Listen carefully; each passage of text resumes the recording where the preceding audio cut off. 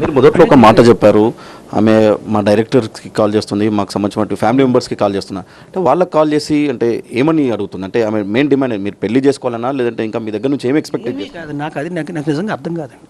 నాకు ఇప్పటికీ నిజంగా అర్థం కాలేదండి. ఆమెకి నాకు ఒకటి విషయం తెలుసు, ఆమెకి ఖచ్చితంగా ఖర్చులకు డబ్బులు కావాలి. వాడు నాకు ఫోన్ చేసి వాళ్ళ తమ్ముడితో ఫోన్ చేయించి 20,000 అడిగితే నేను ఇవ్వనని చెప్పా, క్లియర్గా చెప్పా ఇవ్వనని చెప్పి. వెంటనే వెళ్ళి కంప్లైంట్ ఇచ్చింది. అంటే మీరే అర్థం చేసుకోండి. వాళ్ళ తమ్ముడు నాకు క్లియర్గా ఫోన్ చేసి, అన్న పాపం వాళ్ళ తమ్ముడు మంచి ఆడు ఫోన్ చేసి నాకు, అన్న అక్క 20,000 అడుగుతుంది. నేను ఎందుకంటే ఆడు కూడా ఎందుకు నాకు ఫోన్ చేయాల్సి వస్తుందంటే ఈమెని ప్రతి దగ్గర బ్లాక్ చేశాను నేను. వాట్సాప్, ఇన్స్టాగ్రాము, ఫోను అన్నీ బ్లాక్ చేశాను నేను.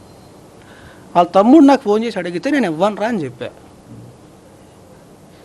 ఆవిడ అందరినీ, నా చుట్టుపక్కల ఉన్న వాళ్ళందరినీ ఇలా హెరాస్ చేస్తుంది ఆవిడ. నేను ఎందుకు ఇస్తాను డబ్బులు, నేను ఇవ్వనని చెప్పా, క్లియర్గా చెప్పా. చెప్తే సరే అన్నాను, ఫోన్ పెట్టేశాడు. వెంటనే వెళ్ళి కంప్లైంట్ ఇచ్చాను. ఓకే. అంటే మీరు అంటే మీకు ముఖ్యంగా ఆమె ఏదైతే విల్లాలో ఉంటుందో ఆ విల్లాకు సంబంధించిన దాంట్లో మీరు ఎప్పుడైనా వెళ్ళారా మీరు అక్కడికి, వాళ్ళిద్దరు ఉంటున్నప్పుడు? కానీ ఏమండి అప్పట్లోనే అంటే ఈమె మీద డ్రగ్స్ కేసు అవ్వకముందు,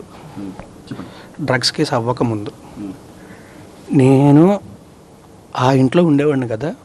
అప్పట్లో కూడా అతను వచ్చేవాడు, వాళ్ళిద్దరు కలిసి ఉండేవారు. దీన్ని ఏ రోజు ఏం మాట అడగలే. సేమ్ దీని గురించి మాత్రమే ఈమె ఏ రచ్చ చేస్తుందో అనవసరంగా జనాల్లో మన పరుగు పోద్ది. రీసెంట్గా మీరు ఎప్పుడు మాట్లాడారు లావణ్యతో? నేను చాలా రోజులు అయిందండి. ఇంకా నేను 10-15 days back I blocked everywhere. దానికి ముందు మాట్లాడాను. ఓకే.